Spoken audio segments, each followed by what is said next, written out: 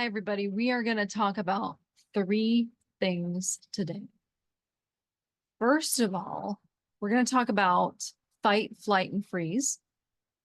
We're going to talk about the #1 secret to putting yourself first as a caregiver. And the third thing, I'm going to call a bullshit. I am going to call a bullshit on you guys. So just be ready for that. All right, let's get into it, shall we? I Googled this phrase, slow is steady, steady is smooth, smooth is fast. Because I was like, I think there's more to it than just those 3 sentences.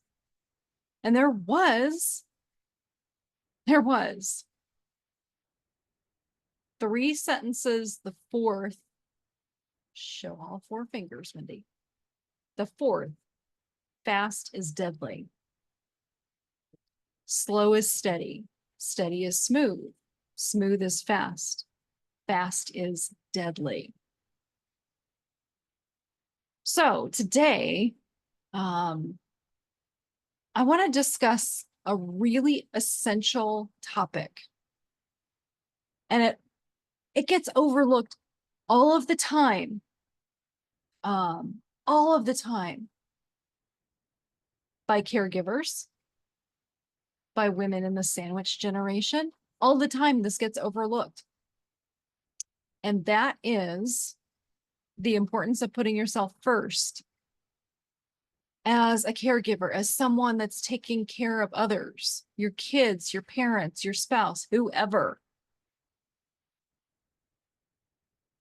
Passionate about this, can you tell? Caring for others can be fulfilling. It can be noble. It can be a lot of things. And it's also very demanding. And that's why it is crucial for you to remember that you cannot pour from an empty cup. If you have nothing left to give, what does that mean for the people that you're taking care of? What does that mean for you? Well, what it means for you is you're no longer working in the executive functioning part of your brain. Nope, that has switched off. And now you're working in fight, flight, and freeze. So what is fight, flight, and freeze? And how does it affect you? Well, fight, flight, and freeze shows up when your executive function has shut off, because your executive function shuts off when you're faced with something that you're just not sure, how am I going to deal with this? I don't know what to do. I just don't know. And I feel anxious, and I'm feeling all these emotions and these past memories, and like all of the things are hitting you on. I need to make this decision. Can I do this? So as a result of being in fight, flight, and freeze, you might be experiencing the first bullshit's coming up.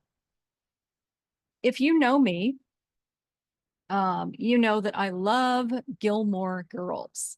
And when Gilmore Girls: A Year in the Life came out, I loved it because Emily, if you know the character Emily, if you don't, look her up, man, she came through as just saying whatever she felt. And so I'm going to share this from her And we to sat me. down and we laughed and we had tea and we Wait buy for a it. rocking chair that may or may not have been Benjamin Franklin's Barbara Cutler's proctologist. And we pat ourselves on the back for a job well done. And we go home and we forget all about it. It's all just a big pile of bullshit. Emily, this There we go. language, where's it coming from? I love it. I love it. I love it. Okay. So first bullshit call that we've done on this conversation. So here's the thing. Calling a bullshit before this, because it's not an issue of, oh, you might be experiencing these symptoms. I can guarantee that you are.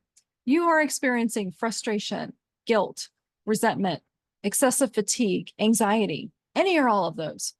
You might also be isolating yourself. Your relationships with your family and friends is probably suffering. You feel like you have no time to invest in anyone but the person or persons who need your care. Your loved ones are probably saying to you, you look exhausted, or I'm worried about you. Well, here's the good news. Are you ready for some good news? There's a remedy here for the symptoms of being in fight, flight, and freeze. And that is the number one secret I'm going to share with you today. Self-care. So I'm going to share with you 7 compelling reasons why I invite you to consider self-care should be a priority for you. First of all, self-care helps you prevent burnout because caregiving is emotionally and physically draining.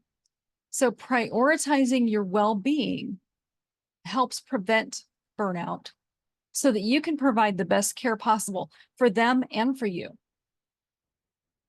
Self-care enhances your health.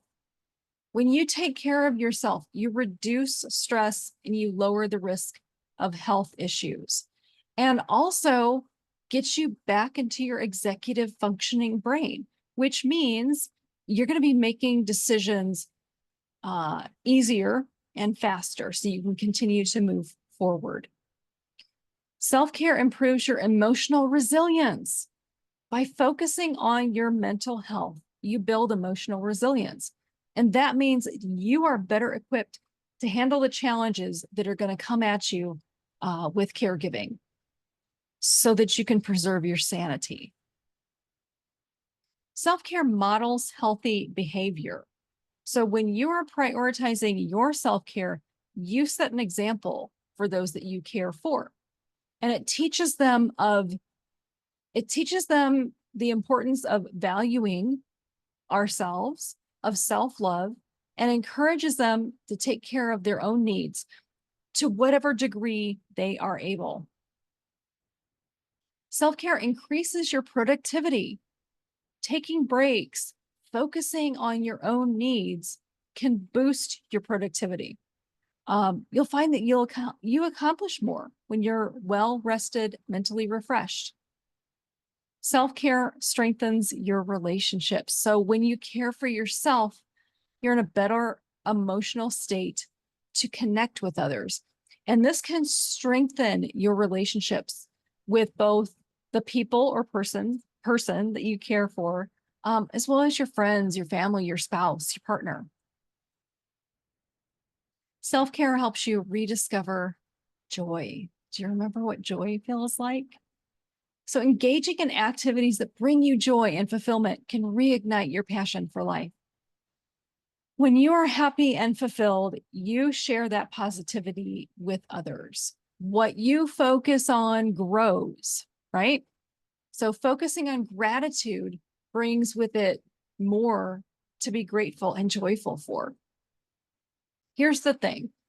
Putting yourself first is not selfish. It is necessary and essential so that you can provide the best care possible for them and for you. I invite you to remember this. You are just as important as the person or persons that you are caring for. So I have a question for you. Are you experiencing symptoms of anger, frustration, extreme exhaustion, guilt, loneliness, sadness? If you are, here's the thing. You are probably working with an empty cup. You have nothing to give. You're in fight, flight, and freeze, right? And you also might be a caregiving martyr. And you're like, well, why does that matter, Wendy? Why does it matter if I'm a caregiving martyr? It matters. Because caregiving martyrs, those that put everything, every ounce of blood, sweat, tears, energy into caring for others, have a greater risk of dying from a stress-related illness. I don't want that for you. And I don't think you want that for yourself either. So in the show notes, I'm going to share a link to a quick quiz that you can take and find out where you stand. so you can take the next steps forward to get out of that and get back into confidence in yourself again. All right. I'll see you guys the next time. Take good care of yourself.